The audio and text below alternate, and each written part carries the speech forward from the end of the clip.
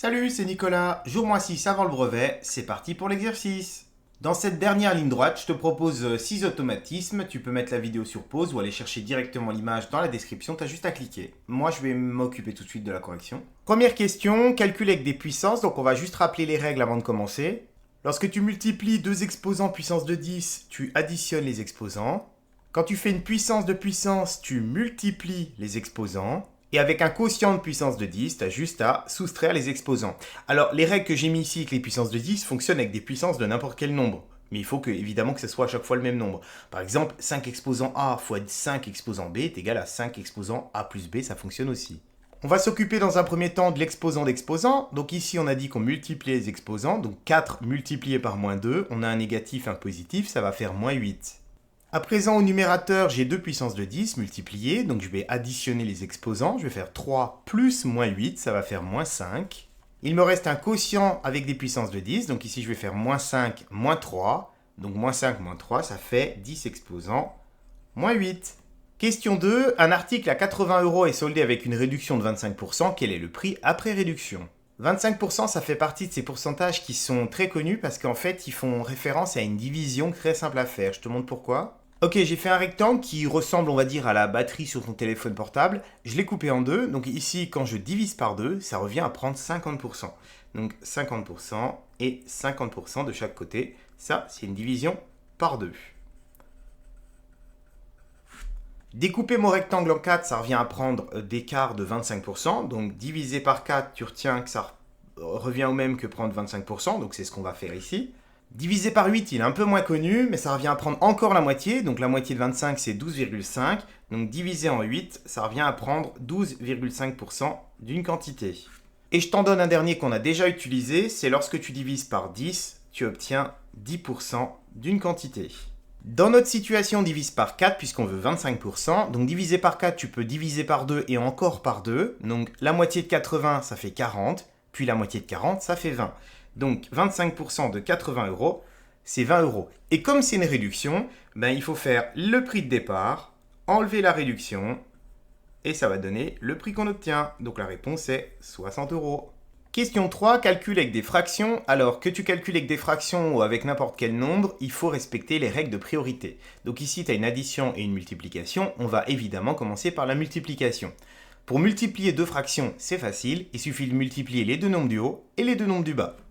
Donc ça fait 2 fois 10, 20 et 5 fois 3, 15.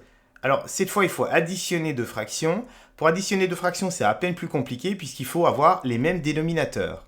L'objectif, c'est de trouver un multiple qui est en commun à 4 et 15. Alors dans mon exemple, c'est 60. La table du 15, elle est assez facile. 15, 30, je sais que 30 n'est pas dans la table du 4. Ensuite, je continue, 45, 60. 60 va être dans la table du 4. Pourquoi ? Tout simplement, c'est 4 fois 15. Alors ça, c'est une astuce qu'on peut faire, c'est multiplier les dénominateurs entre eux pour obtenir un multiple commun. Alors c'est pas toujours le plus évident et le plus facile à faire, mais là, ça fonctionne bien. Donc je multiplie numérateur et dénominateur par 15 dans la première fraction et par 4 dans la deuxième. Donc ici, je vais obtenir sans surprise 60 et 60, c'est ce que je voulais. Et en haut, 3 fois 15, 45. 4 fois 20, 80. Et maintenant, je peux additionner. Donc, on fait 45 plus 80, ça fait 125. Et les 60, on ne les additionne surtout pas, ça reste 60. La question n'est pas terminée puisqu'on nous demandait une fraction irréductible. Donc, il faut encore diviser le numérateur et le dénominateur par un nombre que je cherche pour réduire cette fraction. Donc ici, je vois un nombre qui se termine par 5, un autre par 0. Je sais que tous les deux sont divisibles par 5. C'est un critère de divisibilité qu'il faut connaître. Donc pour diviser par 5, je divise par 10 et je remultiplie par 2. Bah oui, parce que 5, c'est la moitié de 10. Donc 125 divisé par 10, ça fait 12,5. Et le double de 12,5, c'est 25. Donc 25. Ici, divisé par 5, je divise par 10, ça fait 6. 6 fois 2, 12. Ensuite, je réfléchis, est-ce que je peux encore diviser 25 et 12 par un nombre ? Alors ici, je vais devoir m'arrêter puisque je n'ai pas de diviseur en commun entre 12 et 25. Comment je le sais ? Tout simplement parce que je connais mes tables de multiplication et il n'y a aucune table dans laquelle 12 et 25 sont en commun à part celle du 1, mais ici, ça ne sert à rien de diviser par 1. Du coup, la réponse attendue, c'était 25 douzièmes et on peut passer à la suivante. Question 4. On me donne une série de données et on me demande de trouver la médiane. On ne se plante pas, on gagne des points sur ce genre de choses, c'est des questions qui sont très simples. Il faut bien penser à mettre les données dans l'ordre croissant ou décroissant, en tout cas il faut ordonner la série. Pour être sûr de ne pas me tromper, je double-check, je recompte combien j'en ai mis. Donc là, il y en a 7. Il y en avait 7 dans l'exercice, ça veut dire que j'en ai pas oublié. Ensuite, le but de trouver la médiane, ça va être de trouver la valeur centrale pour laquelle j'ai la moitié des valeurs qui sont plus grandes, la moitié des valeurs qui sont plus petites. Donc là, ça va être le 10, puisque j'ai 3 valeurs plus petites et 3 valeurs plus grandes. Donc la réponse attendue, c'est 10. Question 5, on nous donne un triangle rectangle, on nous donne les deux côtés de l'angle droit et on nous demande la longueur de l'hypoténuse. On va évidemment faire le théorème de Pythagore, sauf qu'on ne va pas tout rédiger puisqu'on est en automatisme. On calcule les deux longueurs de l'angle droit au carré, donc on obtient 25 et 144. On va les additionner, donc 25 plus 144, ça fait 169. Et après, on est censé faire la racine carrée de 169 pour trouver la longueur de l'hypoténuse. Sauf qu'on n'a pas de calculatrice. Alors comment on fait ? Eh bien, j'ai envie de te dire, ici, je t'ai mis la liste des carrés parfaits entre 2 et 15. Et je dirais que ces carrés parfaits, il faudrait les connaître par cœur. Parce que ce sont des calculs que tu vas rencontrer régulièrement. Et c'est plus facile si tu les connais par cœur, un peu comme tes tables de multiplication. Comme ça, tu les reconnais très vite. Moi, quand je vois 169, je pense tout de suite au carré de 13. Donc ici, toi, si tu ne le vois pas, bah, ça veut dire que tu ne l'as pas assez manipulé régulièrement. Donc ici, si je dois faire la racine carrée de 169, bah, je sais que ça fait 13. Parce que je connais mon carré parfait, je sais que 13 au carré, ça fait 169. De la même façon, si je vois 225, bah je sais que derrière, il y a un 15 au carré qui est caché. La réponse attendue est donc 13. Il faut savoir que dans ce type d'exercice d'automatisme, on ne peut pas te demander de calculer une racine carrée si on a un nombre décimal. Donc il y a de grandes chances, ou quasiment toutes les chances, qu'en fait, le nombre que tu cherches, il se trouve dans la liste que j'ai mis là, des carrés parfaits.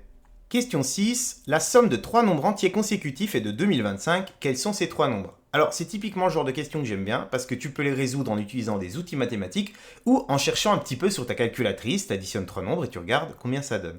Alors déjà, on va éclaircir le vocabulaire. Quand on te dit 3 nombres entiers, ça veut dire sans virgule, consécutifs, ça veut dire qu'ils se suivent, par exemple 2, 3, 4. Pour résoudre ce problème de manière mathématique, il va falloir utiliser des x. Il faut poser une inconnue. Alors, comme il y a 3 nombres à trouver, on ne va pas mettre 3 inconnues. On va en mettre qu'une seule. Pourquoi ? Parce qu'en fait, si je trouve un des nombres, je vais trouver les deux autres parce qu'ils se suivent, ils sont consécutifs.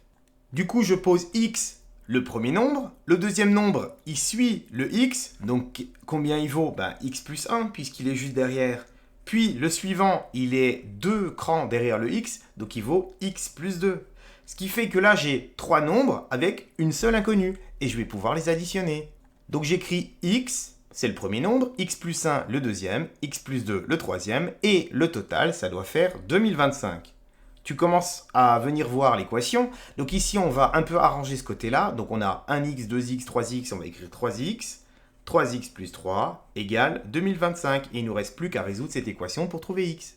Le but est d'isoler x, donc je vais enlever 3 de ce côté-là et 3 de ce côté-là pour ici obtenir 0. Donc il va me rester 3x égale 2022. Puis ensuite, comme je veux isoler complètement le x, il m'en faut qu'un seul. Donc je vais venir diviser par 3. Et on trouve 674. Alors, évidemment, la calculatrice n'est pas autorisée là. Donc tu poses ton calcul ou alors tu arrives à faire ça de tête si tu es un peu fort. Donc là, on va diviser par 3 pour que je te montre comment rediviser par 3 en faisant une division euclidienne si tu as oublié. Donc on commence toujours par la gauche. Donc là, je prends 20 parce que 2 est trop petit. Je rappelle, on divise par 3. Combien de fois 3 dans 20 ? Donc là, on va mettre 6 fois. Ça fait 18, il va nous rester 2. On descend le 2 à côté de l'autre 2. Combien de fois 3 dans 22 ? 7 fois, puisque 7 fois 3, 21. On enlève 21, il reste 1. On descend le 2, et ici on peut mettre 4 fois 3. Et ça fait 12, donc il reste 0. Donc le premier nombre c'est 674. Du coup le deuxième plus 1, 675. Et le dernier, 676. Alors cette solution, on aurait pu la trouver en tâtonnant, c'est-à-dire en essayant des nombres. Peut-être ça aurait pris plus de temps, mais en tout cas, on aurait pu finir par trouver. Alors évidemment, ici, il n'y a pas de calculatrice, donc je trouve que c'est une bonne question à poser en automatisme, parce que pour le coup, sans calculatrice, il vaut mieux faire une équation, on ira plus vite que de calculer de tête et d'essayer un peu au hasard. Et on en a terminé pour ces 6 automatismes. Il nous reste plus que 5 vidéos et 5 jours pour réviser avant le brevet. Donc je te souhaite de bonnes révisions, bon courage, salut!